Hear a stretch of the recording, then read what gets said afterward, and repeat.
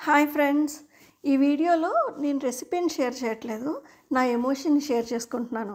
ఏంటో తెలుసా, మీకు విషయం చెప్పాలి. నాకు చిన్నప్పటి నుంచి ఉప్మా అంటే అస్సలు ఇష్టం లేదు. ఏదో ఇంకా తప్పక తినడం తప్ప మామూలుగా అయితే ఉప్మా అసలు దగ్గరికి రానిచ్చేదాన్ని కాదు. అలాంటిది మా ఆయన్ని పెళ్లి చేసుకున్న తర్వాత ఏ టైంలో అడిగినా సరే నాకు ఏం కావాలి అంటే ఉప్మా కావాలి. అర్ధరాత్రి 2కి లేపి అడిగినా ఉప్మా కావాలనే అంటాడు.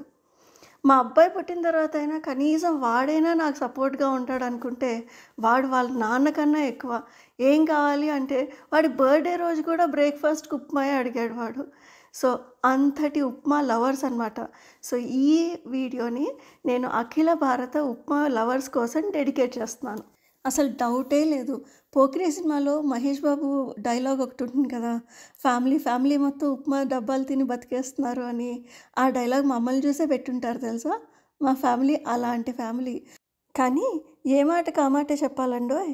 తినగవేమో తియ్యనుండు అని తిని నాకు కూడా ఉప్మా అలవాటైపోయింది. నాకు కూడా నచ్చేసింది.